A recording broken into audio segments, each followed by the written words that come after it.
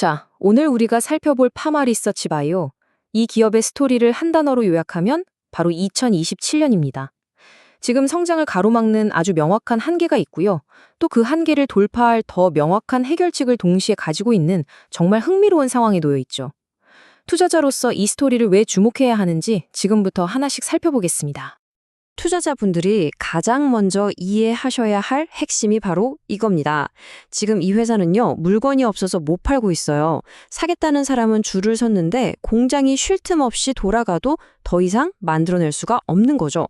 어떻게 보면 참 행복한 고민에 빠진 상황이라고 할 수 있겠는데요. 이게 바로 작년부터 현실이 된 문제입니다. 매출 성장에 말 그대로 보이지 않는 천장이 생긴 거예요. 아무리 시장에서 우리 제품을 원해도 회사는 더 이상 클 수가 없는 그런 한계에 딱 부딪힌 거죠. 그럼 회사는 손 놓고만 있냐? 그건 아닙니다. 이 한계 상황 안에서 어떻게든 효율을 쥐어짜내고 있습니다. 바로 제품 믹스 전략인데요.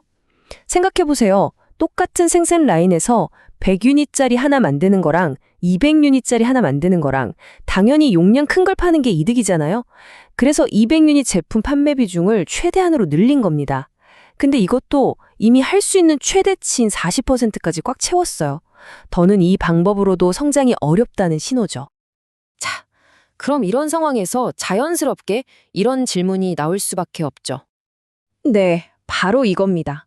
성장의 돌파구는 대체 어디에 있는가? 파마 리서치 바이오가 이 천장을 부수기 위해 꺼내든 카드는 아주 명확하고 또 강력합니다. 바로 대규모 공장 증설 프로젝트입니다. 이 해결책의 스케일이 정말 어마어마합니다.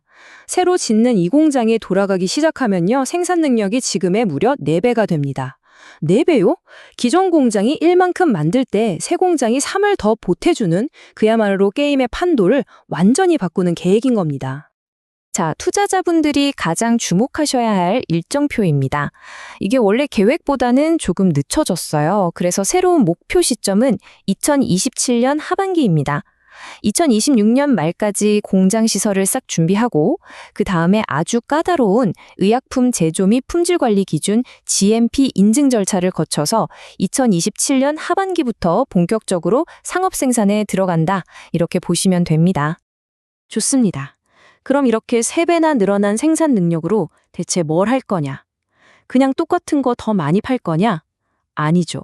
2개의 아주 강력한 성장 엔진이 준비되어 있습니다. 바로 기가 막힌 신제품, 그리고 공격적인 해외 시장 공략입니다. 첫 번째 엔진은 바로 이 콜라겐 스킨 부스터입니다. 이건 모 회사인 파마리서치의 기술력으로 만드는 차세대 주력 제품인데요. 이게 왜 중요하냐면 일단 모 회사의 리쥬란이라는 브랜드 파워가 엄청나잖아요. 그걸 그대로 가져올 수 있고요. 더 중요한 건 기존 콜라겐 제품들이 가지고 있던 고질적인 알러지 문제를 합성 콜라겐 기술로 해결했다는 점입니다. 아직 이 시장에 뚜렷한 글로벌 강자가 없기 때문에 시장 선점 효과도 충분히 기대해 볼 수 있는 거죠. 생산량이 늘어난다는 건 단순히 많이 파는 것 이상의 의미가 있습니다. 이제는 어디에 어떻게 팔 건지를 선택할 수 있게 되는 거죠. 이전까지는 가격 경쟁이 너무 치열한 국내 시장에 집중할 수밖에 없었다면 이제는 훨씬 더 비싸게 팔 수 있는 수익성 높은 아시아 중심의 해외 시장을 본격적으로 두드릴 수 있게 되는 겁니다. 전략의 무게중심이 완전히 바뀌는 거예요. 벌써 성과도 나오고 있어요. 태국에서는 이미 품목 허가를 따냈습니다. 그런데 여기서 또 중요한 포인트가 나옵니다. 허가는 받았지만 정작 물건을 대규모로 팔려면? 맞습니다. 신공장이 돌아가야 하는 거죠. 결국 모든 길은 다시 2027년으로 통하게 됩니다. 물론 투자에 있어서 장밋빛 전망만 볼 수는 없겠죠. 리스크도 반드시 짚고 넘어가야 합니다.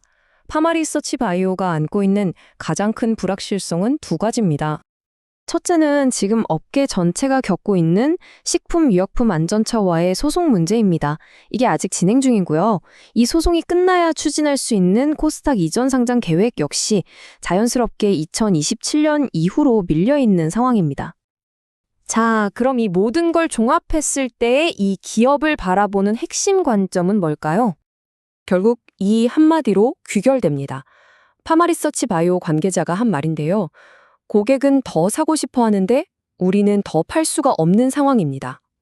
바로 이거예요. 수요는 이미 시장에서 완벽하게 검증이 됐는데 공급이 못 따라주는 상황. 그리고 그 공급 문제를 해결할 아주 명확한 계획과 시간표를 가지고 있다는 점. 이게 핵심입니다. 그러니까 이걸 투자 관점에서 보면 하나의 긴 여정이라고 할 수 있어요. 지금부터 2027년까지는 어떻게 보면 기다림의 시간인 거죠.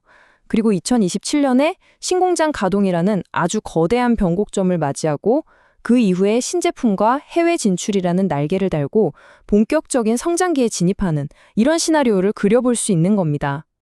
결국 이 기업에 대한 판단은 이 질문 하나로 모아집니다. 2027년에 펼쳐질 그 폭발적인 도약을 믿고 지금부터 시작되는 이 기다림의 시간을 견딜 만한 가치가 있다고 보시는가? 이 질문에 대한 답이 바로 여러분의 투자 결정이 될 겁니다. 본 내용은 종목 추천을 위한 영상이 아닙니다. 투자 판단을 위한 근거 자료로 적합하지 않을 수 있으며 투자 판단은 본인 책임하에 이루어져야 합니다.